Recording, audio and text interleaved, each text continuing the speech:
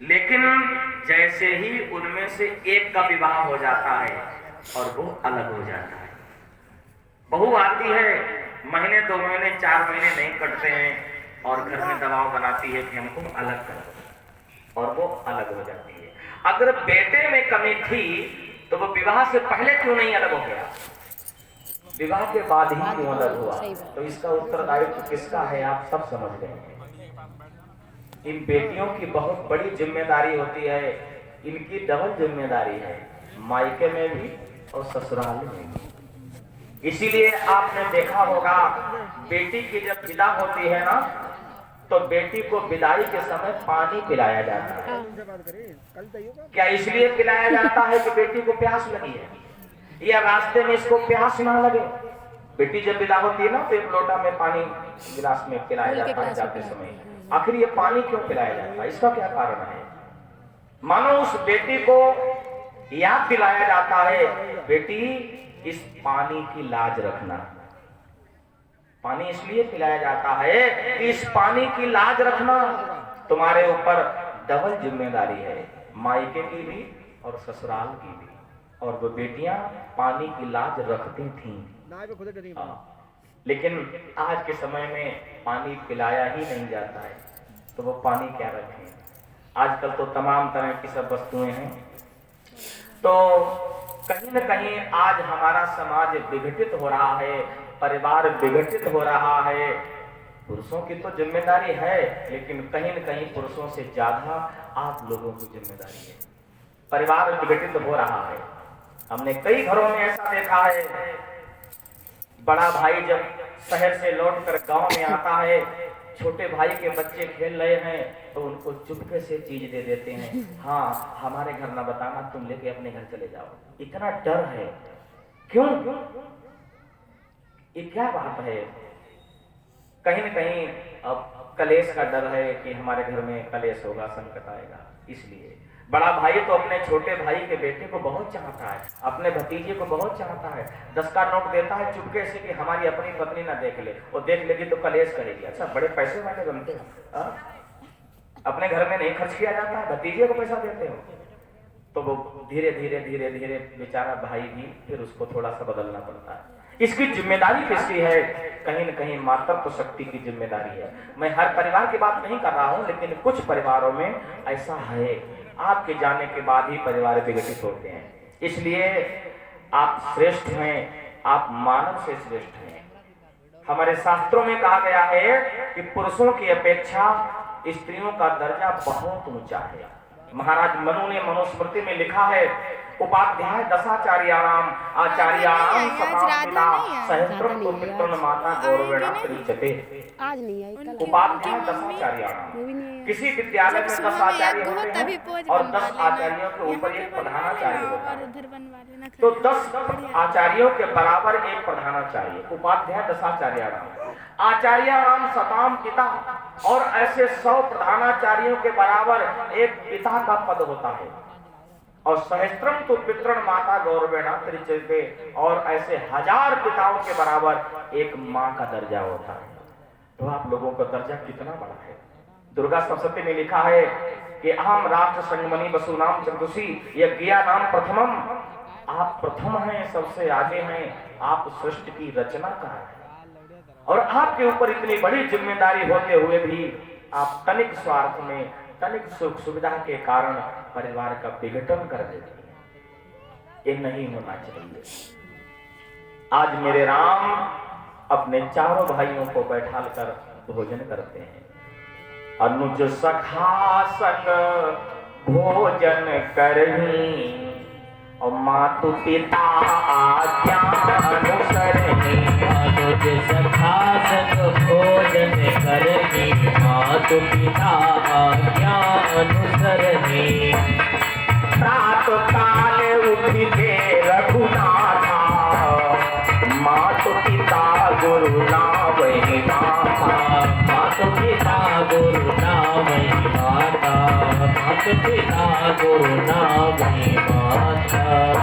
हमारी रामायण हमें शिक्षा देती है कि विद्यार्थी को कितने समय उठना चाहिए, कै बजे उठना चाहिए। प्रातः काल उठ के रघुनाथा, प्रातः काल सूर्य निकलने से पहले राम जी उठ जाते हैं और माता पिता को दंडवत प्रणाम करते हैं। आज इस बात की तो बहुत ही कमी है, बहुत ज्यादा कमी है। मैं तो नाम भी ले सकता हूँ, इतने बच्चे हैं कई जो उठते हैं। देखिए आप सब यहाँ आधे तो विद्यार्थी बैठे हैं, यदि सूरज ने आपको जगाया तो काम नहीं चलेगा, आप सूर्य को जगाइए। सूर्य निकलने से पहले आप उठिए, सूर्य बाद में निकले तब तो आप सफल होंगे, और नहीं जो सूर्य निकलने के बाद उठते हैं ना, वो सफल नहीं होंगे। उसके कई कारण हैं, कई कारण हैं। यदि हम आध्यात्मिक दृष्टि से देखें, पूजा पाठ की दृष्टि से देखें, आपने देखा होगा ये संत, ये ब्राह्मण, ये विद्वान, ये मनीषी प्रातः काल 3 बजे, 3:30 बजे, 4 बजे उठ जाते हैं और स्नान ध्यान करके ध्यान करने लगते हैं, पूजा करने लगते हैं और 3-4 घंटे खूब पूजा करते हैं। अगर ये सुबह ना पूजा करें, 4 घंटे दोपहर कर लें, इनको कौन सा हल चलाना, रहते तो खाली ही हैं, संत ये सब खाली रहते हैं। ये दोपहर में पूजा कर लें, 4 बजे से कर लें, लेकिन ये ब्रह्म मुहूर्त में ही क्यों करते हैं, 4 बजे ही क्यों करते हैं? इसका भी कोई कारण है। आपने पहले देखा होगा, बहुत पहले, आजकल तो मोबाइल चल गए हैं, पहले वो टेलीफोन वैसे चलते थे, वो बहुत बड़ा खंबा एक लगता था और उसमें फोन होता था, 2-4 गांव में कहीं एक फोन होता था। हाँ, कई बार फोन लगाने जाते थे तो फोन लगता नहीं था, तो वो ऑपरेटर कहता था अभी लाइन बिजी चल रही है, तो कहता किस समय आए, सुबह जल्दी आना 4 बजे। 4 बजे लाइन क्लियर मिलती है, उसमें फोन एकदम खट से लग जाता है, जहां चाहो वहां बात हो जाती है। तो समझ लो ये लाइन 4 बजे क्लियर मिलती है भगवान से मिलने के लिए। ये समय 4 बजे का है, इसमें एकदम क्लियर लाइन होती है भगवान से तादात्म्य करने के लिए, भगवान से साक्षात्कार करने के लिए। तो इसलिए ये संत 4 बजे 3 बजे उठ जाते हैं। ये कोई पागल थोड़ी है, इनको कुत्ता ने काटा है। अगर आप ऐसा कर लेते हैं तो जीवन में आपको हराने वाला कोई नहीं पैदा हुआ। लेकिन अब क्या दुर्दशा हो गई है। पहले विद्यार्थी के 5 लक्षण थे, कक्षा 3-4 किताब में आते हैं, काक चेष्टा बको ध्यानम स्वर्ण निद्रा तथैव च अल्पाहारी गृह त्यागी विद्यार्थी च 5 लक्षण। ये 5 लक्षण थे पहले। कौवे जैसी निगाह, बको ध्यान, बगुला जैसा ध्यान। कौवा के लिए जानवर कहीं मरा पड़ा हो, कितनी दूर के कौवा बैठा हो पता नहीं, जबकि एक आंख का है, अगर इसके दोनों आंखें होती तो ये क्या करता। बको ध्यान, बगुला जैसा ध्यान। आप खेत में पानी लगाओ, बगुले का नामो निशान नहीं दूर दूर तक, अब तने खेत में इंजन चलाओ, पानी चलाया, बगुला बगुले बगुला सब बगुला। एक टांग पे खड़ा रहता है, ध्यान लगाए, और जैसे कीड़ा उछला सिक्कट टस खा लिया उसने। कितना पक्का ध्यान होता है। विद्यार्थी को भी कहा जाता है कि तुम्हारा भी ध्यान बगुले की तरह होना चाहिए। काक चेष्टा बको ध्यान स्वर्ण निद्रा, कुत्ता जैसी नींद। हाँ, ऐसी नहीं कि सो गए कुंभकर्ण की तरह 6 महीने के लिए। ऐसी नींद होनी चाहिए जैसी कुत्ता की होती है। रात के चाहे 12 बजे हो चाहे 2 बजे हो, जरा सा खट हुआ कुत्ता एकदम होगा। लोग अपने घर की पहरेदारी में कुत्ता ही क्यों रखते हैं? शेर रख लें, भालू रख लें, चीता रख लें, वो बड़े बड़े होते हैं, लेकिन कुत्ता रखते हैं। कुत्ता के इतना सजग कोई और नहीं होता है। तो विद्यार्थी को कैसा होना चाहिए, कैसी नींद? कुत्ते जैसी नींद होनी चाहिए। अल्पाहारी, अल्पाहारी माने कम खाने वाला। प्रातः काल को भले ही 1 रोटी ज्यादा खा लो, लेकिन संध्या काल में विद्यार्थी को 1 रोटी कम खानी चाहिए। क्यों? क्योंकि विद्यार्थी का कार्य है विद्या अध्ययन करना, पढ़ाई लिखाई करना। और अगर आपने 1 रोटी ज्यादा खा ली तो भोजन जब ज्यादा कर लेते हो तो नींद आती है। खा ले रोटी भरी को पेट पढ़ाई लेके ले हो गई पढ़ाई, पेपर चल रहे, परीक्षा चल रही, भोजन ज्यादा कर लिया, खराटे मारने लगे, हो गए पास। तो हमारे संत कहते हैं अल्पाहारी, कम खाना चाहिए। गृह त्यागी, घर का त्यागी भी विद्यार्थी को होना चाहिए। इसलिए बहुत से लोग गांव क्षेत्र में रहते हैं, वहाँ 8वीं तक या हाई स्कूल तक विद्यालय है, फिर आपको शहर पढ़ने जाना है तो हो सकता है तुम्हें वहीं रहना पड़े, तो रूम किराए पर लेकर, और तुम तो कहिए नहीं हम तो अपनी अम्मा के पास रहेंगे, हम जाइए या नहीं, लो गए पास पढ़े ले। तो विद्यार्थी नहीं, नहीं, उसे नहीं छुओ, घर उसे का नहीं छुओ। त्याग भी कर देना चाहिए। हटो। ऐसे 5 लक्षण विद्यार्थी के हमारे संतों ने बताए हैं। और पहले के विद्यार्थियों के ऐसे लक्षण होते भी थे। हाँ, तभी तो आपने देखा होगा पुराने जमाने के 8वें पास वाले उनसे एमए वाले बात नहीं कर पाओ आज भी। जाओ राघव, बाबा पास अगर बैठ कोई जाओ, जोड़ बाबा घटाना पास सवाल जाओ, पूछते बाबा तो पास फौरन जाओ। मोबाइल निकालते खेल ले कैलकुलेटर। तो। अब ये ऐसे खट खट खट बताई दे, क्योंकि पहले उन्होंने उसको जिया है, उस जीवन को जिया है। आजकल हम सब लोग उस पे आधारित हो गए। भाई आजकल के नियम क्या हो गए? पहले था काक चेष्टा बको ध्यानम स्वर्ण निद्रा तथैव च अल्पाहारी राघव, मान जाओ। ग्रह विद्यार्थी च पंच लक्षणा। आजकल लोगों ने क्या कर लिया? पहले था काक चेष्टा, अब हो गया है फिल्म चेष्टा, केशो ध्यानम, कुंभकर्णी निद्रा तथैव च होटलधारी बोतलधारी स्टूडेंट च 5 लक्षणा। जय हो। इतना परिवर्तन आ गया है। सब परिभाषाएं अपने स्तर से गढ़ ली हैं। और तभी आज जितना बेरोजगार घूम रहा है ना, शिकायत करते हो औरों से, ये बेरोजगारी का कारण तो सिर्फ तुम खुद हो, कोई और नहीं है। जरूरी है हम नौकर बने? अरे मालिक बनो। लोग नौकरी के पीछे दौड़ रहे हैं, हम नौकर बन जाएं, नौकर बन जाएं। आप नौकर के पीछे ना भागो, नौकरी के पीछे आप मालिक बनो। आप ऐसा पुरुषार्थ करो, मेहनत करो, और मेहनत के द्वारा ऐसा व्यवस्था बनाओ कि आप मालिक बन जाओ, आपके नीचे 10-20 नौकर काम करें। आप खुद ही नौकरी के चक्कर में घूमे रहे, डिग्री ले ले घूमत नौकरी मिल जाए, पढ़े ना लड़े ना नौकरी मिल जाए। हाँ? तो राम जी हमें शिक्षा देते हैं, और राम जी से हमें शिक्षा लेनी चाहिए।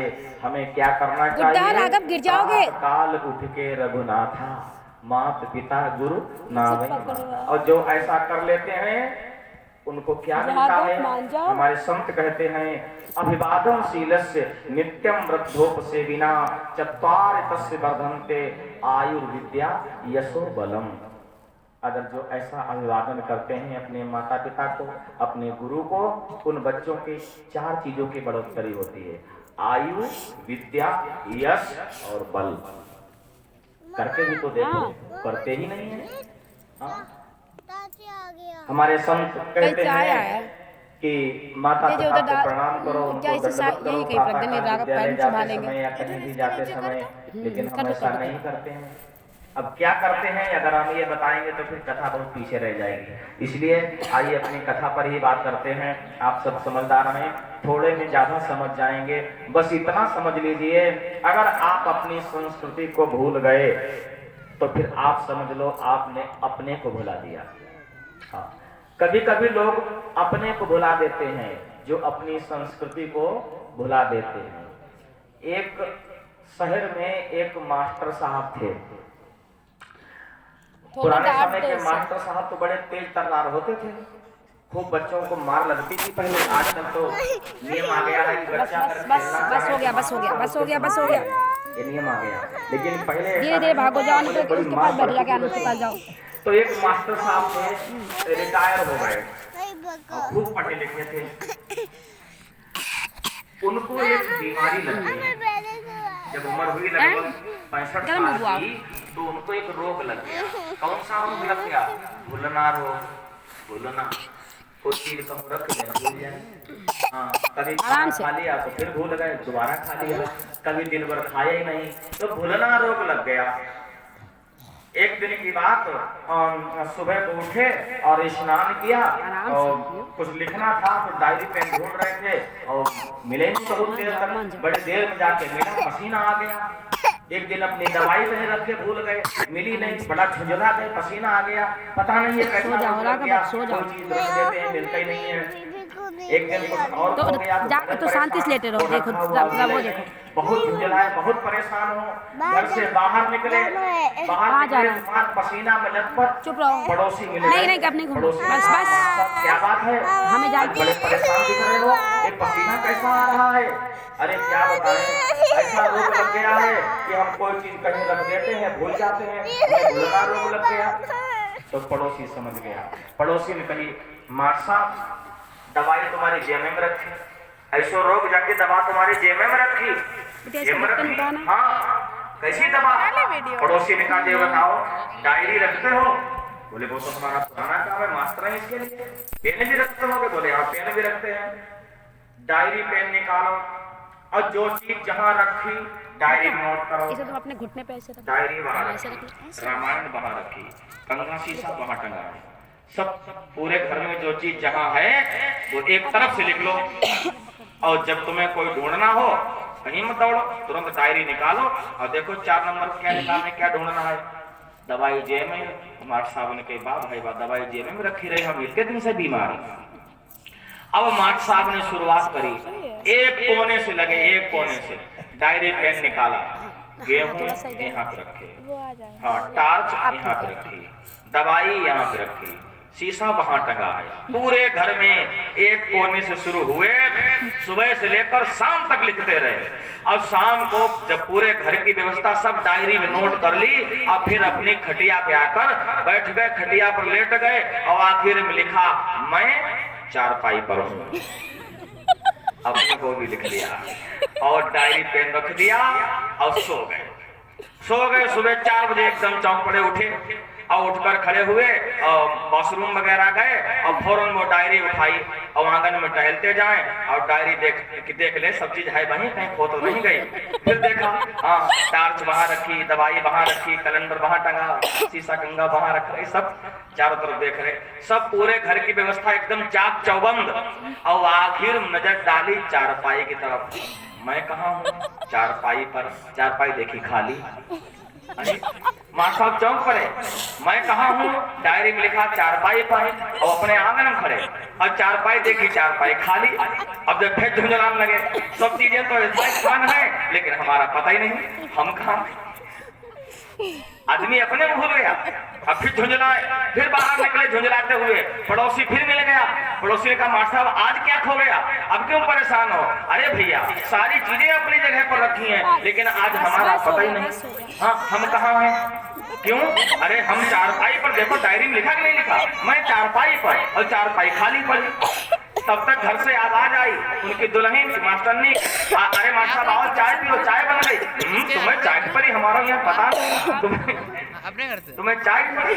हाँ मेरे घर से हमारा देखी मास्टर साहब खो गए। पड़ोसी समझ गया महत साहब की बीमारी। पड़ोसी ने कहा, मास्टर साहब आप ज्यादा परेशान हो गए हैं, आपको पसीना आ रहा है, आप बस 2 मिनट आराम करो। हाँ चलो आराम करो। अब वो पड़ोसी पकड़ के उसी खटिया तक लाया। मास्टर साहब फिर खटिया पर लेट गए और कहा, मास्टर साहब आप खटिया पर लेटे लेटे डायरी निकालो। सबसे नीचे वाला पॉइंट सबसे पहले देखा, मैं कहाँ हूँ? चारपाई पर।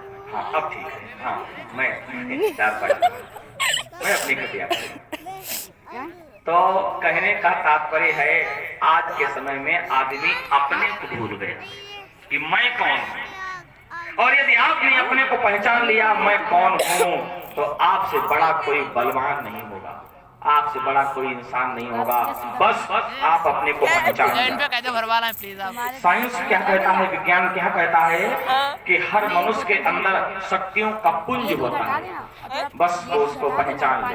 पहचानने की जरूरत है। परमात्मा ने बल बुद्धि विवेक सबको दिया है, बस आप उसको पहचान लो। लेकिन हम क्या करते हैं, सोने खाने में अपना पूरा जीवन बिता देते हैं और अपने को पहचान नहीं पाते हैं, अपने को भूले पड़े हैं। रामायण हमें शिक्षा देती है कि हमको कैसे व्यवहार करना चाहिए, कैसे व्यवस्था रखनी चाहिए। प्रातः काल उठ के रघुनाथा, मात पिता गुरु नावई माता। ये हमारी संस्कृति है, ये हमारे संस्कार हैं। और आज के समय में 3 चीजों को हमारे नौजवानों ने भुला दिया।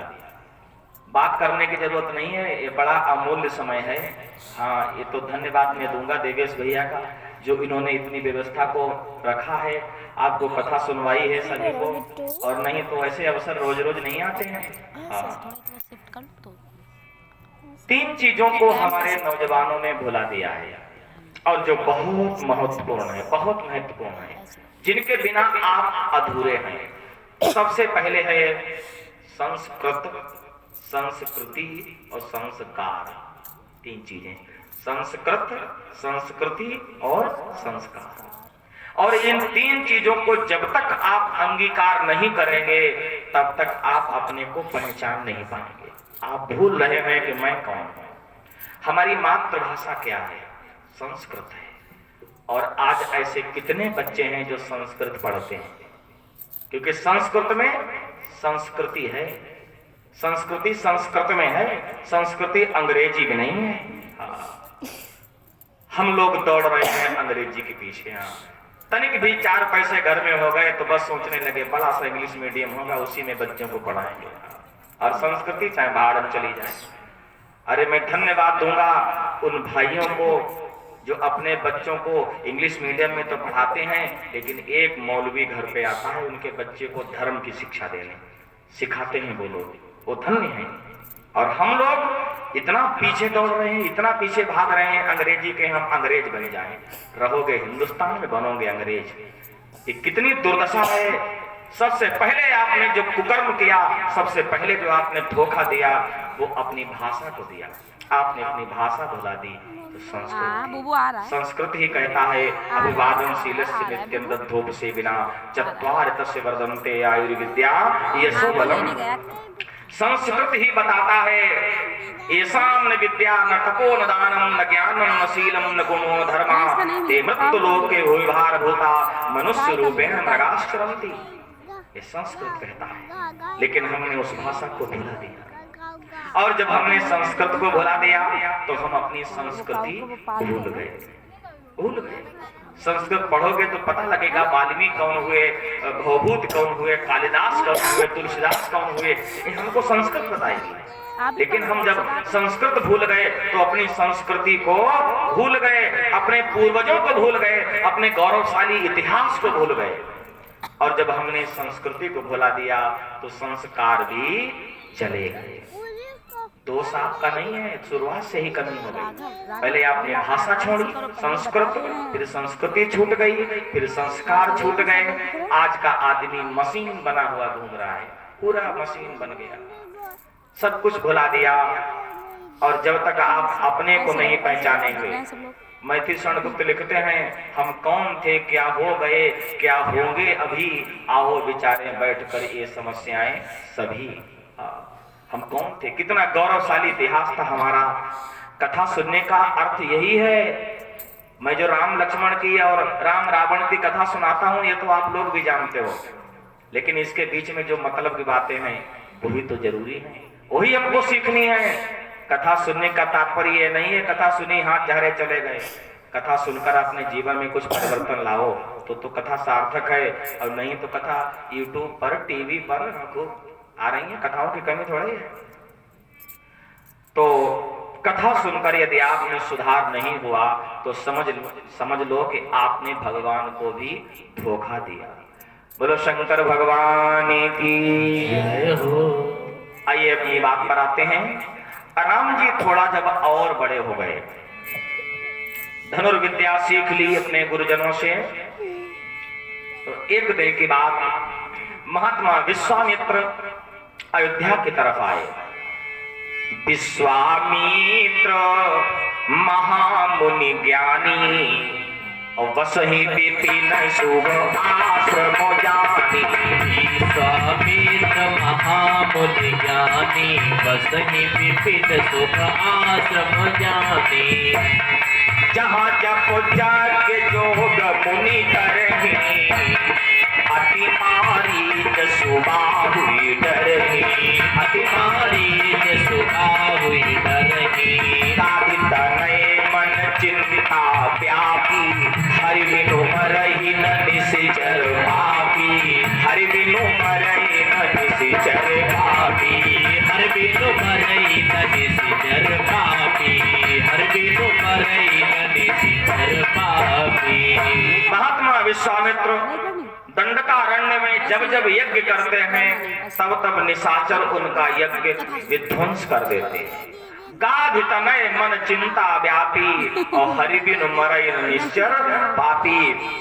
उस समय जो राक्षस थे उन सबका जो सरदार था वो था मारीच, सुबाहु, ताड़का, ये उस समय निशाचरों के सरदार थे। तो महात्मा विश्वामित्र ने सोचा कि मैं जब जब यज्ञ करता हूँ निशाचर मेरा यज्ञ विध्वंस कर देते हैं, संतों को बड़ा कष्ट देते हैं, दुख देते हैं। मुझे लग रहा है राम के बिना अब यज्ञ संपन्न नहीं होगा, तो मुझे कहाँ जाना चाहिए? अयोध्या जाना चाहिए और महाराज दशरथ से राम को मांग लाना चाहिए। सो महाराज विश्वामित्र अयोध्या की सीमा में आए। गुप्तचरों ने जाकर सूचना दी महाराज दशरथ को और कहा, राजन महात्मा विश्वामित्र अयोध्या की सीमा की तरफ आ रहे हैं। महाराज दशरथ चौंक पड़े। महाराज दशरथ घबरा गए, अरे आज विश्वामित्र क्यों आ रहे हैं? विश्वामित्र क्यों आ रहे हैं? विश्वामित्र एक बार आए थे। कब? जब राजा अयोध्या के राजा हरिश्चंद्र थे, तब विश्वामित्र एक बार आए थे। तो विश्वामित्र ने राजा रानी बेटा सबको संकल्प करा लिया और कहा कोई डोम के यहाँ बिका, कोई माली के यहाँ बिका, कोई मरघट पे कर वसूल रहा है। महाराज दशरथ ने देखा आज विश्वामित्र अयोध्या की सीमा की तरफ आ रहे हैं, लग रहा है कोई बहुत बड़ी घटना घटने वाली है। हाथ पांव फूल गए और एकदम सिंहासन छोड़कर दौड़ते हुए आए विश्वामित्र का स्वागत सत्कार करने के लिए। हाथ जोड़कर खड़े हो गए और महाराज दशरथ ने सबसे पहले पूछा, मुनिवर के ही कारण आगमन तुम्हारा। महात्मा जी आज आप क्यों आए? अब देखिए किसी के यहाँ कोई मेहमान आए और गृहस्थ पूछ दे, हाँ भैया कैसे आए, तो बताओ क्या लगेगा? महाराज दशरथ आगे बढ़कर पहुंचे और कहने लगे, मुनिवर आज आप क्यों आए हैं? के ही कारण आगमन तुम्हारा और कहो सो करत लाभ हमारा। यही कारण आगमन तुम्हारा, कहो सो करत लागे मारा।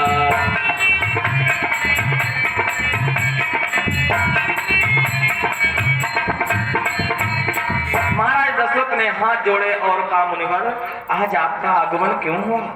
आज आप क्यों आए हैं? क्या कुछ आपको आवश्यकता पड़ गई? अरे अगर आवश्यकता पड़ गई तो आप संदेशा भेज देते, अरे मैं स्वयं चल के आ जाता। आपने क्यों कष्ट किया? आप बताइए आपको किस चीज की आवश्यकता है? अब देखो विश्वामित्र चुप खड़े और महाराज दशरथ अपना संदेह, महाराज कुछ आपको आवश्यकता है, कुछ चाहिए, बताओ। आपको कहते देर लग सकती है, मुझे देते देर नहीं लगेगी। बताओ क्या चाहिए? सोना चांदी हीरे मोती जवाहरात धन दौलत रथी सारथी महारथी अस्त्र शस्त्र, बताओ आपको क्या चाहिए? अभी हाजिर कर दूं। क्योंकि ये तो डर रहे हैं ना, पिछली घटना इन्हें याद है कि अगर इन्होंने मांग लिया तो पता नहीं क्या मांग बैठेंगे। सो पहले ही कहने लगे, बताओ आपको क्या चाहिए, किस बात की समस्या है? तो विश्वामित्र ने कहा, राजन कि मैया के जिस समय करता हूँ दुख निश्चर हमको देते हैं। मैया की जिस समय करता हूँ दुख निश्चर मुझको देते हैं। मैया के जिस समय करता हूँ दुख निश्चर हमको देते हैं। राजन पूजन सामग्री हवन कुंड सब नष्ट भ्रष्ट कर देते हैं। पूजन सामग्री हवन कुंड सब नष्ट भ्रष्ट कर देते हैं।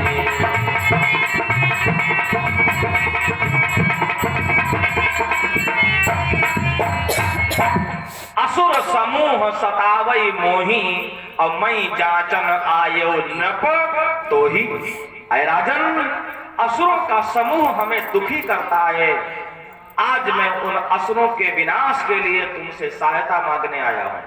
और राजन याद रखना आज तुम्हारी परीक्षा भी है। अब राजा दशरथ और कांपने लगे। एक बार परीक्षा हमारे पूर्वज राजा हरिश्चंद्र की ली थी इन्होंने, अब ये हमारी परीक्षा लेने आए। महाराज दशरथ कहने लगे, राजन बताओ आपको किस चीज की आवश्यकता है, क्या चाहिए, कितना सोना चांदी दे दूं, कितने अस्त्र शस्त्र दे दूं, बताओ कितने रथी महारथी दे दूं निशाचरों से युद्ध करने के लिए, और कहो तो मैं स्वयं चलूं। बताओ आपके यज्ञ की रक्षा कैसे होगी? विश्वामित्र ने कहा, राजन यज्ञ की रक्षा सोने चांदी से नहीं होगी, आपके दिए हुए अस्त्र शस्त्रों से भी नहीं होगी, वो तो हमारे पास भी है, और आप भी हमारे यज्ञ की रक्षा नहीं कर सकते, फिर आपके यज्ञ की रक्षा कैसे होगी? कौन आपके यज्ञ की रक्षा करेगा? तो विश्वामित्र ने धीरे से कहा, राजन तुम अपने पुत्र राम लक्ष्मण 200 को हमें कुछ दिवसों को। तुम अपने पुत्र राम लक्ष्मण 200 को हमें कुछ दिवसों को। तू अपने पुत्र राम लक्ष्मण 200 को हमें कुछ दिवसों को। इसमें है तुमको पुण्य सोयस कल्याण हर्ष उन दोनों को। इसमें है तुझको सुयस कल्याण सुयस उन दोनों। अनुज समेत देहु रघुनाथा और निशिचर पदमय होव सनाथा। महाराज छोटे भैया लक्ष्मण के साथ राम को दे दो। और जैसे ही राम का नाम सुना सो महाराज दशरथ को मूर्छा आ गई, जमीन पर गिर पड़े। जबकि महाराज दशरथ हैं कौन? धर्म धुरंधर गुणनिधि ज्ञानी हृदय भगत मति सारंग पानी। इतने बड़े धर्म धुरंधर हैं, और जब बेटे का नाम आया तो धर्म दूर हो गया और जमीन पर गिर पड़े। बड़ी देर में सावधान हुए सो महाराज दशरथ हाथ जोड़कर निवेदन करने लगे और कहने लगे, मुनिवर आप पहले ये तो सोच लेते कि हम मांग क्या रहे हैं। मांगने वाले को पहले अनुमान लगा लेना चाहिए कि सामने वाला हमें दे पाएगा या नहीं दे पाएगा। चौथे पन पायौ सुत चारी विप्र बचन नहीं कहो विचारी। चौथा पन बुढ़ापा आ गया और ये बुढ़ापे पर 4 पुत्रों की प्राप्ति हुई है। महाराज बुढ़ापे की संतान मैं राम को नहीं दे पाऊंगा। क्यों? कहां निश्चर अति घोर कठोर, कहां श्यामल मृदुगात किशोरा।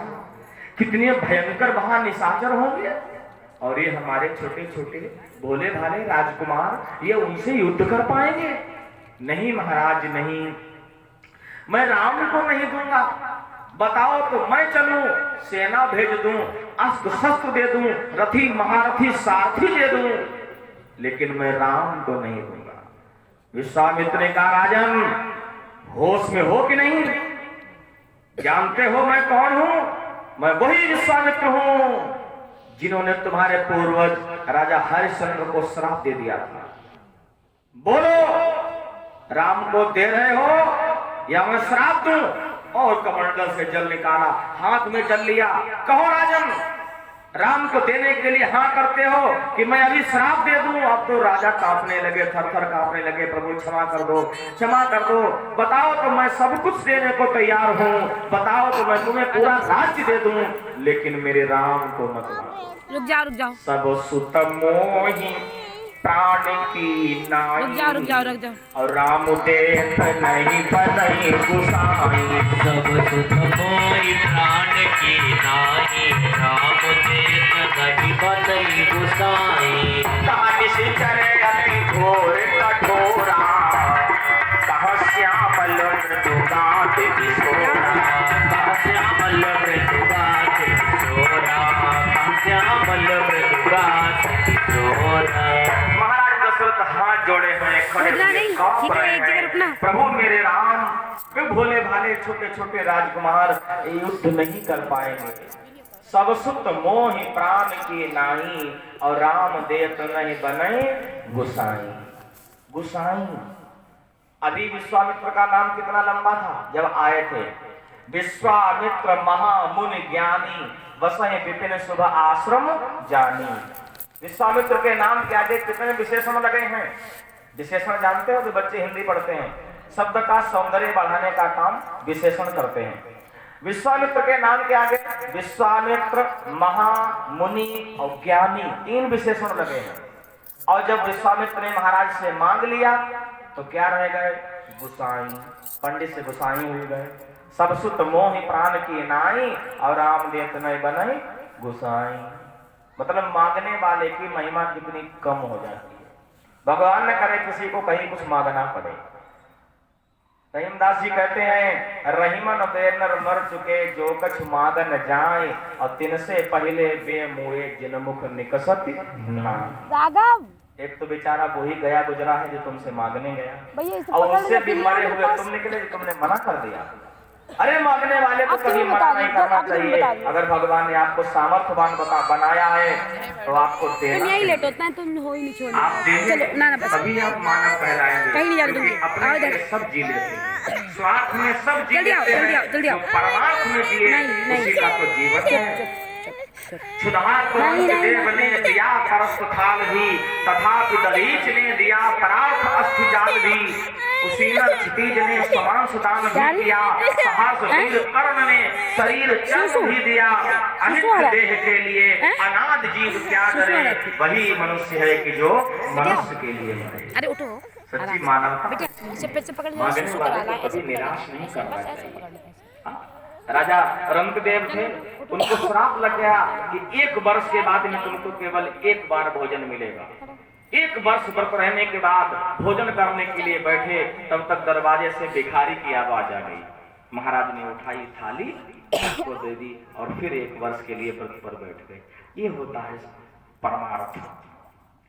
आज महाराज दशरथ ने मना किया और कहा कि मैं राम को नहीं दे पाऊंगा।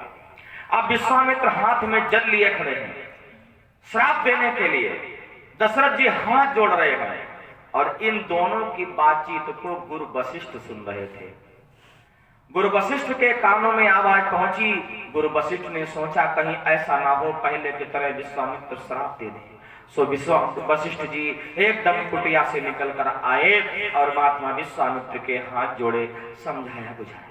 विश्वामित्र ने वो जल अपना वापस कमंडल में डाल लिया और फिर वशिष्ठ जी ने राजा दशरथ को समझाया और कहा राजन मैं आदेश दे रहा हूं, मेरा आदेश है राम लक्ष्मण को इनके साथ भेज दो।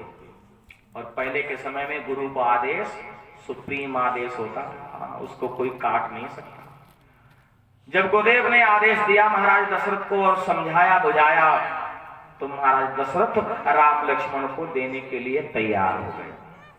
और देखो विचार करने की बात, विश्वामित्र गुरु वशिष्ठ ने आदेश क्यों दे दिया? गुरु वशिष्ठ ने आदेश दिया, इसके 2 कारण हैं। 2 कारण हैं क्या? पहला कारण तो यह है कि जिस पर कर्ज होता है उसको वो कर्ज चुकाना चाहिए, ये उसका धर्म है। अगर आप कर्ज नहीं चुकाते हो तो बेईमान कहे जाओगे।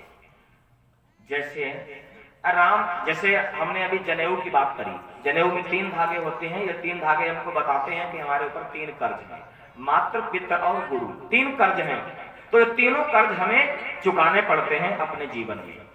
तो जो हमें जन्म देता है माने माँ के उदर से बालक का जन्म होता है तो मातृ ऋण होता है। तो राम का जन्म कहाँ से हुआ? राम का जन्म यज्ञ से हुआ। दिन में मैंने कथा सुनाई, श्रृंगी ऋषि वशिष्ठ बुलावा और पुत्र का शुभ यज्ञ करावा, पुत्रष्टि यज्ञ हुआ। तो राम जी का जन्म जब यज्ञ से हुआ तो यज्ञ का कर्ज राम जी कैसे चुकाएंगे? यज्ञ की रक्षा करेंगे। तो इसलिए विश्वामित्र राम जी को लेने आए, एक कारण। दूसरा कारण क्या था? वशिष्ठ ने क्यों हाँ कर दिया कि राम को दे दो, मैं कह रहा हूं। वशिष्ठ जी के पास एक अंगूठी थी, अंगूठी जो हम लोग पहनते हैं। ये अंगूठी वशिष्ठ जी को दी थी ब्रह्मा जी ने। ब्रह्मा जी ने वशिष्ठ जी से कहा था कि तुम अयोध्या में जाकर रहो। वशिष्ठ ने कहा क्यों? अयोध्या में क्यों जाऊं? तो ब्रह्मा जी ने कहा अयोध्या में महाराज हरिश्चंद्र का जो वंश है, क्षत्रिय परिवार है, उसमें एक पुरोहित की आवश्यकता है, पंडित की, और तुम जाओ और वहां क्षत्रिय परिवार में पौरोहित्य का कार्य करो। तो वशिष्ठ ने मना कर दिया। उपरोहिती कर्म अति मंदा, अवेद पुराण करें सब निंदा। उपरोहिती कर्म को लोग बड़ा निंदित मानते हैं। तो वशिष्ठ ने जब मना कर दिया तो ब्रह्मा जी ने वशिष्ठ को समझाया और कहा, अरे वशिष्ठ, मेरी बात मान लो, तुम अयोध्या चले जाओ, वहां जाकर रहो राज परिवार में, और वहां जाने से तुम्हें भगवान का साक्षात दर्शन होगा। हाँ हाँ, तुम्हें साक्षात भगवान का बाल रूप का भगवान वहां अवतरित होंगे। अब भगवान का दर्शन कौन नहीं करना चाहेगा? तो बोले, हम जानेंगे कैसे भगवान का जन्म कब हुआ? तो ब्रह्मा जी ने वशिष्ठ जी को एक अंगूठी दी। उस अंगूठी पर रा लिखा था और कहा, जिस दिन इस पर मां पूरा हो जाए, समझ लेना ब्रह्म का अवतार हो गया। तो आज कुटिया में बैठे बैठे वशिष्ठ जी ने वो अंगूठी देखी, उस पर राम लिख गया। आप लोग भी अंगूठी पहनते हो ना, कभी कभी अंगूठी पर खुदवा देते हो राम, ये वहीं से परंपरा आई है, राम का दर्शन। तो आज वशिष्ठ जी ने देखा अंगूठी पर राम लिख गया। वशिष्ठ जी समझ गए कि विश्वामित्र जिस बालक को मांगने आए हैं, ये कोई साधारण बालक नहीं है, ये तो ब्रह्म का अवतार है। और इसका अयोध्या में क्या काम? इसको तो जंगल जाना चाहिए, क्योंकि इनका तो जन्म ही इसीलिए हुआ है। भगवान की प्रतिज्ञा क्या थी कि निश्चरहीन करहु महि भुज उठाए पनकीन, सकल मुनिन के आश्रमन जाय जाय सुख दीन।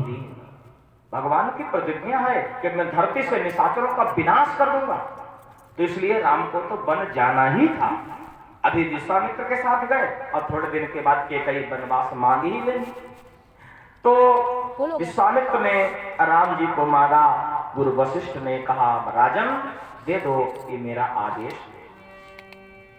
तो महाराज दशरथ जी ने राम जी से कहा, राम जाओ अपनी माताओं को प्रणाम करके आओ और गुरुदेव के साथ जाओ। राम जी जाते हैं अनुज लक्ष्मण के साथ, तीनों माताओं को दंडवत प्रणाम करते हैं, लौट कर आते हैं और महाराज दशरथ राम जी का हाथ विश्वामित्र जी के हाथ में पकड़ा देते हैं और कहते हैं, मुनिवर, आज से आप ही इनके पिता हैं, आप ही इनकी माँ हैं, आप ही इनके गुरु हैं, जो भी हैं वो सब आप ही हैं।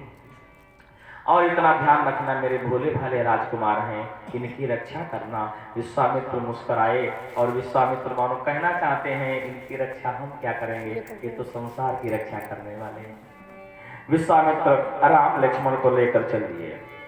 पितु का आशीष प्राप्त कर माँ से ले वरदान, ऋषि सेवा को चल दिए दोनों ही बलवान।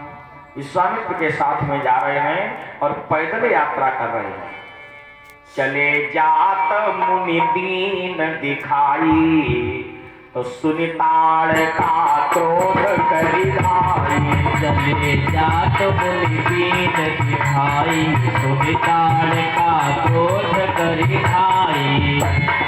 एक ही बाण प्राण हरिणा, दीन जानिते निज पद दीना। दीन जानिते निज पद दीना, दीन जानिते निज पद दीना। जैसे ही गुरुदेव के साथ में राम लक्ष्मण अयोध्या से बाहर निकले, चले जात मुनि दीन दिखाई, और सुनि ताड़का क्रोध करी धाई। ताड़का नामक राक्षसी मुंह फैलाकर राम जी को खा जाने के लिए दौड़ी। सो भगवान ने एक ही बाण में जय जय सीताराम कर दिया। मानो यहाँ से राम जी ने उद्घाटन कर दिया, निशाचरों को मारने का उद्घाटन कर दिया। और उद्घाटन किससे किया? पुरुष से नहीं किया। बोलो शंकर भगवान की जय हो। निशाचर दोनों में है, पुरुषों में भी है। हाँ, भगवान ने श्री गणेश कर दिया। और जब ताड़का का उद्धार किया, ताड़का अपने असली भेष में आकर राम जी के सामने खड़ी हो गई, हाथ जोड़कर, प्रभु हमें अपने धाम को भेज दो। तो दीन जानते ही निज पद दीना। भगवान ने ताड़का को अपने धाम भेज दिया। अब यहाँ से हमें मालूम चलता है कि भगवान के हाथों से जो मरता है ना, वो भी वैकुंठ को जाता है। ताड़का को भगवान ने अपने धाम भेज दिया। और भगवान जी राम जी अपने गुरुदेव के साथ में पैदल चले जा रहे हैं, आगे बढ़ गए। आयुध सर्व समर्पित प्रभु निज आश्रम आन, कंद मूल फल भोजन, दीन भगत हित जान। आश्रम में पहुंच गए। विश्वामित्र ने कंद मूल फल आदि का आहार दिया राम जी को। रात्रि व्यतीत हुई और प्रातः काल दिन निकला। प्रातः कहा मुनि सन रघुराई और निर्भय यज्ञ करो तुम जाई। रात कहा मुनि सन रघुराई निर्भय यज्ञ करो तुम जाई। होम करने लागे मुनि भारी आप रहे मख की रखवारी। आप रहे मठ की रखवारी। आप रहे मठ की रखवारी। प्रातः काल हुआ, नित्य क्रिया स्नान इत्यादि करके राम जी धनुष बाण लेकर मुस्तैद हो गए, खड़े हो गए और कहा गुरुदेव अब आप यज्ञ प्रारंभ करो, मैं यज्ञ रक्षा करने के लिए खड़ा हूँ। राम लक्ष्मण धनुष बाण लेकर खड़े हो गए। सारे संत महात्मा इकट्ठे होकर यज्ञ प्रारंभ करने लगे। शंख ध्वनि हुई और यज्ञ का पहला मंत्र बोला गया। यज्ञ का पहला मंत्र सुस्तिवाचन, देवताओं का आवाहन। ओम आनो भद्रा तत्वो जंतु विश्वतो दासो अपरितास इर्दा देवानो यथा इत्यादि मंत्र संतों ने जब उच्चारण किए तो वायुमंडल में जब मंत्रों की ध्वनि गूंजी, देवता भी आने को अपने अपने वाहन सजाने लगे। देवताओं को सजने संवरने में थोड़ी देर लगी और तब तक दैत्य आ गए, निशाचर आ गए। और निशाचरों ने कहा अरे भैया देखो लग रहा विश्वामित्र ने फिर यज्ञ प्रारंभ कर दिया। चलो चलो देखो लग रहा विश्वामित्र फिर यज्ञ कर रहा है, वो शंख बज रहा है, चलो यज्ञ भी ध्वंस करो, यज्ञ भी ध्वंस करो। और सारे निशाचर इकट्ठा होने लगे और समूह में आकर देख रहे हैं यज्ञ प्रारंभ हो गया है। सो निशाचर यज्ञ विध्वंस करने का प्रयास करने लगे, लेकिन आज इन्हें नहीं मालूम यज्ञ की रक्षा कौन कर रहा है। सीम की चाप सकै को जासू बड़ रखवार रमापति आसू। फानूस बन के जिसकी खुदा हिफाजत करे वो सम्मा क्या बुझेगी जिसको रोशन खुदा करे। भगवान जिसकी रक्षा करे वाला उसको कौन मार सकता है। आज राम जी खड़े हैं, तमाम तरह से प्रयास कर रहे हैं निशाचर यज्ञ विध्वंस करने का। आकाश में उड़ जाते हैं, मदिरा का घड़ा हवन कुंड में उड़ेलना चाहते हैं, सो भगवान ऐसा बाण मार देते हैं छत्र बन जाता है और मदिरा वहीं रुक जाती है। मांस का टुकड़ा हवन कुंड में डालना चाहते हैं, भगवान बाण मार देते हैं, वहीं रुक जाता है। चारों तरफ से जब सारे निशाचर प्रयास करके थक गए, अंत में उन्होंने आक्रमण कर दिया। निशाचरों ने आक्रमण कर दिया, सो भगवान ने ऐसी लीला की। 14,000 रजनीचर थे, रघुकुल के राम अकेले थे। 14,000 रजनीचर थे, रघुकुल के राम अकेले थे। 14 सहस्त्र रजनीचर थे, रघुकुल के राम अकेले थे। लीलाधारी कुछ प्रगट रूप में खेलई सुतरा खेले थे। लीलाधारी कुछ प्रगट रूप में खेले सुतरा खेले थे। भगवान ने सारे निशाचरों का संहार कर दिया। पावक सर सुबह हो जेहि मारा, अनुज निशाचर कटक संहारा। राम लक्ष्मण ने दोनों बड़ी वीरता के साथ सारे निशाचरों का संहार कर दिया। कुछ को तो मार दिया और एक को जिंदा भी रखा। कौन है वो? मारीच। बिनु फरमान राम के ही मारा, और सत जोजन का सागर धीरे धीरे आप धीरे से निकल के धीरे से। मारीच के तो भगवान ने बाण मारा, सो मारीच समुद्र के पार 100 योजन दूर जाकर गिरा। कितनी दूर? 800 किलोमीटर। हाँ, जहां से भगवान ने बाण मारा। एक योजन होता है 4 कोस का, तो 100 योजन हो गए 400 कोस के, और एक कोस में 2 किलोमीटर, 800 किलोमीटर दूर राम ने जो बाण मारा तो मारीच समुद्र के पार जाकर गिरा। हड्डी पसली चूर चूर हो गई। महीनों हल्दी थोपता रहा। जब जब पूर्वाई की हवा चलती थी राम का बाण याद आ जाता था। और उसी दिन से मारीच भगवान का भगत बन गया, भगवान की साधना करने लगा। लोग का अपना बिना मारे यारी नहीं होती। तो मारीच तो भगवान का भगत बन गया। आगे कथा आएगी जब सीता हरण के समय रावण जाएगा मारीच के पास, तो मारीच समझाएगा, हरना है तो निज दोष हरो, सीता का हरना ठीक नहीं, करना है तो शुभ कर्म करो, चोरी का करना ठीक है, समझाएगा मारीच। लेकिन भगवान ने आज सारे निशाचरों का संहार कर दिया। अगले दिन मुनि को मिला यह सुंदर संदेश, धनुष महोत्सव के लिए बुला रहे मिथिलेश।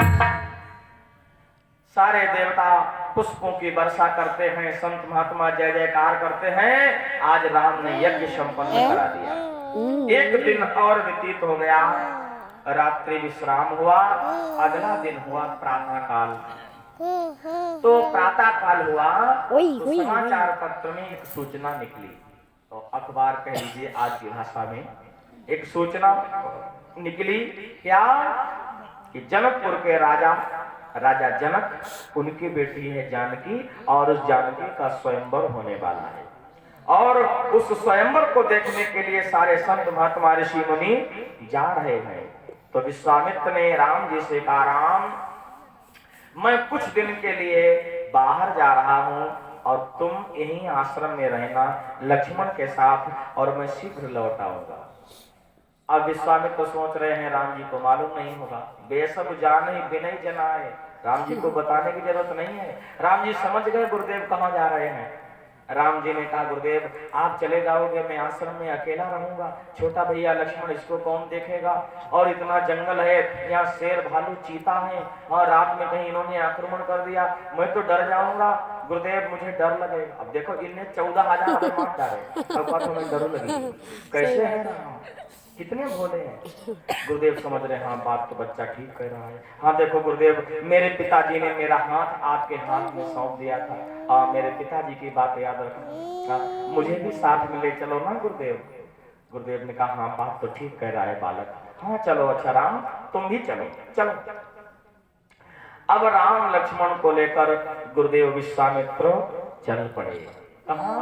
जनकपुर की यात्रा पर, माने उत्तर प्रदेश से नेपाल ग्लव्स पहने जा रहे हैं। कौन पहने ग्लव्स? धनुष यज्ञ सुनी रघुकुल नाथा, कल पहना दें, कल हर्ष चले मुनिवर के साथ। धनुष यज्ञ सुनी रघुकुल नाथा, हर्ष चले मुनिवर के साथ। गति को पदमाही, जीव जंतु खगो प्रगटाही, जीव जंतु खगो प्रगटाही, जीव जंतु खगो प्रगटाही। एक रास्ते में आश्रम पड़ा, और वो आश्रम के पास में एक पत्थर की शिला पड़ी है, और उस पत्थर की शिला को कूड़े कचड़े ने घेर लिया है। राम जी ने गुरुदेव का हाथ रोका और कहा, गुरुदेव एक मिनट बात सुनो। गुरुदेव ने कहा, राम क्या हुआ? और गुरुदेव भी जानबूझ के राम को उसी रास्ते से ले गए। वहां से दंडक वन से जनकपुर जाने का एक सीधा भी रास्ता था, उस रास्ता से नहीं ले गए, उस घूम के रास्ते से ले गए जिस रास्ते में पत्थर की शिला पड़ी थी। राम जी ने रोका और कहा, गुरुदेव ये आश्रम तो लग रहा है किसी जमाने में बड़ा सुंदर आश्रम रहा होगा। विश्वामित्र ने कहा, हाँ राम, ये आश्रम तो किसी जमाने में बड़ा भव्य दिव्य आश्रम था। और गुरुदेव ये पत्थर की शिला ये कैसी पड़ी हुई है? गुरुदेव ने कहा, राम हाँ मैं तो भूल ही गया था, ये पत्थर की शिला तो तुम्हारी ही प्रतीक्षा कर रही है। हमारी प्रतीक्षा कर रही है? हाँ। ये पत्थर की शिला है कौन? गुरुदेव ने बताया, राम गौतम नारी श्राप बस, उपल देह धरि धीर, और चरण कमल रज चाहती, कृपा करो रघुवीर। राम ये गौतम की नारी अहिल्या है, ये अपने पति के श्राप के कारण पत्थर की शिला बन गई है। राम इसका उद्धार करो, ये तुम्हारी प्रतीक्षा कर रही है। राम जी ने कहा, गुरुदेव उद्धार तो मैं बाद में करूंगा, लेकिन पहले ये बताओ ये पत्थर की शिला बनी कैसे? इसको इसके पति ने श्राप दिया क्यों? आखिर इस बेचारी का दोष क्या था? तो विश्वामित्र राम जी को कथा सुनाने लगे। राम, एक समय की बात है, एक बार देवराज इंद्र ने चंद्रमा से पूछा, अरे चंद्रमा, एक बात बताओ, संसार में सबसे सुंदर स्त्री कौन है? इंद्र बड़ा कामी देवता था। बताओ संसार में सबसे सुंदर स्त्री कौन है? क्योंकि तुम रात में निकलते हो, चंद्रमा रात में निकलता है। हमारे भारतीय समाज की जो माताएं बहनें हैं दिन में पर्दे में रहती हैं, अपने घर में भी घूंघट डाल के रहती हैं, और रात में अपने आंगन में स्वच्छंद घूमती हैं। तो चंद्रमा सब देखता है कि कौन कितना सुंदर है। इंद्र ने कहा, ऐ चंद्रमा बताओ संसार की सबसे सुंदर स्त्री कौन है? तो चंद्रमा ने कहा, महाराज गौतम की नारी अहिल्या है। अहिल्या? हाँ। तो इंद्र ने कहा, चंद्रमा तुम्हें हमारा साथ देना होगा और हम अहिल्या के साथ कपट करेंगे। चंद्रमा ने कहा, ना ना राजन, ये तो बड़ा घिनौना कार्य, ना मैं आपका इसमें साथ नहीं दूंगा। इंद्र ने कहा, ऐ चंद्रमा अगर तू मेरी बात नहीं मानेगा तो मैं तेरे वज्र का प्रहार कर दूंगा। इंद्र के पास वज्र रहता जिससे उसने वृत्तासुर का संहार किया था। चंद्रमा बेचारा डर गया, घबरा गया और कहा, बताओ राजन हमें क्या करना पड़ेगा? तो इंद्र ने कहा, प्रातः काल ब्रह्म मुहूर्त में जब मुर्गा बोलता है ना, तो गौतम ऋषि गंगा स्नान करने चले जाते हैं। आश्रम खाली हो जाता है, अहिल्या अकेली होती है, तुम मुर्गा बन जाओ और आधी रात को ही आवाज लगाओ, तुम्हारी आवाज सुनेंगे तो गौतम ऋषि गंगा स्नान चले जाएंगे। दोनों ने आपस में सलाह बैठाई। देवराज अरुचंदा छल की ना बन के चोर, सुन के बोलिया मुर्गे की ऋषि जाना गौतम मोर, ऋषि जाना गौतम मोर। देवराज अरुचंदा छल की ना बन के चोर, सुन के बोलिया मुर्गे की ऋषि जाना गौतम मोर, ऋषि जाना गौतम मोर। आधी रात के समय मुर्गा ने जब आवाज लगाई, गौतम की आंख खुली, अरे लग रहा सवेरा हो गया, आहा हमें गंगा स्नान जाना चाहिए। सो गौतम ने कमंडल उठाया और गंगा की तरफ गए। अर्धरात्रि में जाकर गौतम ने गंगा में जो डुबकी लगाई, गंगा की आंख खुली। गंगा ने कहा, दुष्ट कौन है जो आधी रात को आ गया तंग करने? गौतम ऋषि ने कहा, भैया अरे मैं गौतम, क्या भूल गई, मैं तो रोज आता हूँ इस समय। गंगा ने कहा, इस समय? गंगा ने देखा अभी तो आधी रात है और गौतम कह रहे हैं कि हम इस समय रोज आते हैं, ये तो ब्रह्म मुहूर्त में आते हैं 4 बजे। लगा कोई घटना होने वाली है। गंगा ने अपनी दिव्य दृष्टि से देखा तो गंगा सारा हाल समझ गई। अरे धोनी सामे जाके लाज को जगाया, गंगा कहा तूने मुझको सताया। जा जा घर पर तेरे, जा जा घर पर तेरे, अरे धोखा कोई और। सुन के बोलिया मुर्गे की ऋषि जाना गौतम मोर, ऋषि जाना गौतम मोर। देवराज अरुचंदा छल की ना बन के चोर, सुन के बोलिया मुर्गे की ऋषि जाना गौतम मोर, ऋषि जाना गौतम मोर। इधर गंगा ने फटकारा और कहा, गौतम अरे तू आधी रात को यहाँ आ गया, जा पीछे लौट जा और जा कुटिया में तेरे साथ कोई धोखा कर रहा है।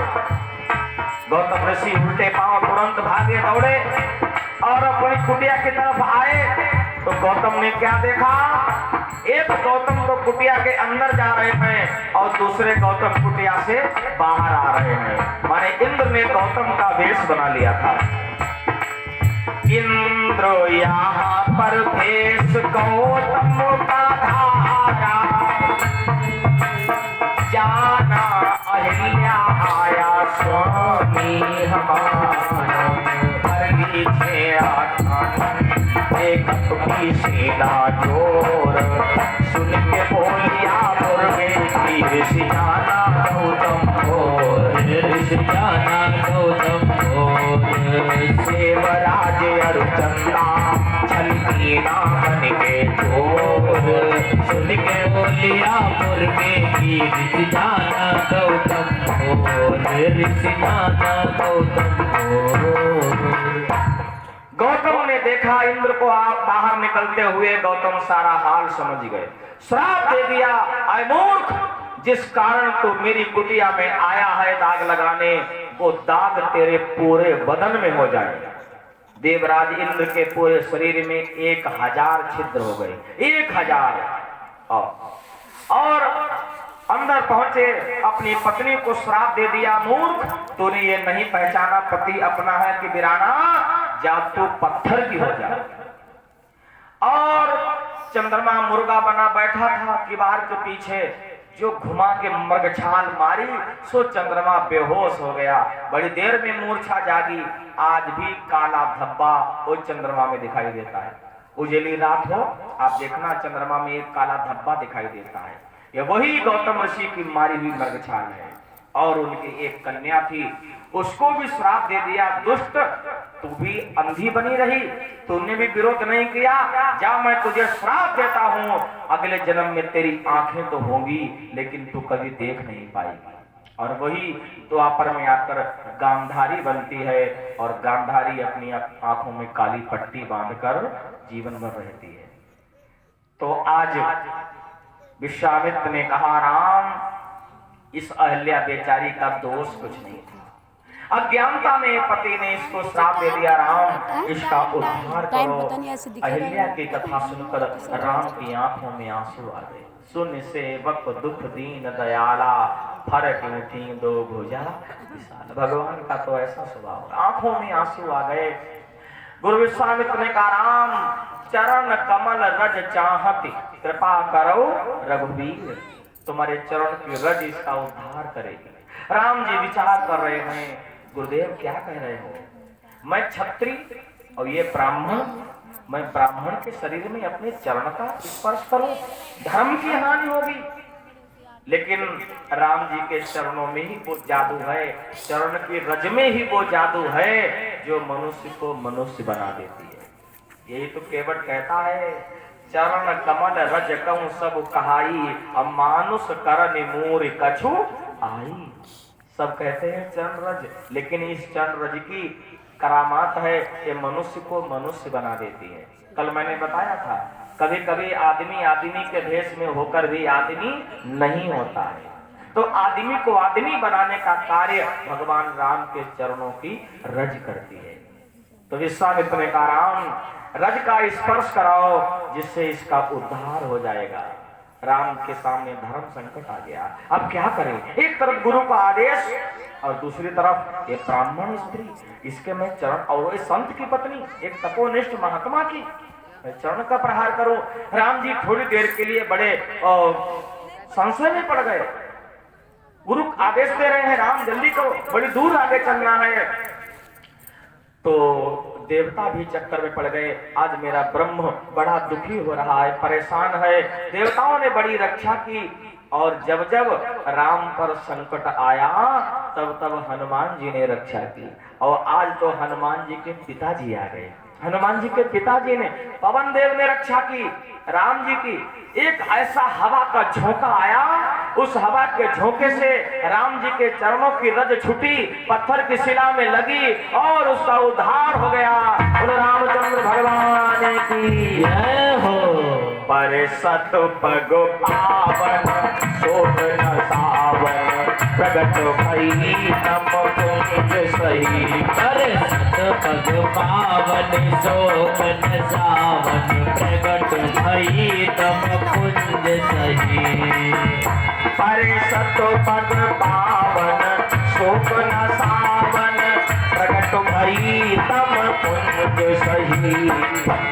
देखत रघुनायक जन सुखदायक, सन्मुख हुई कर जोरी रही।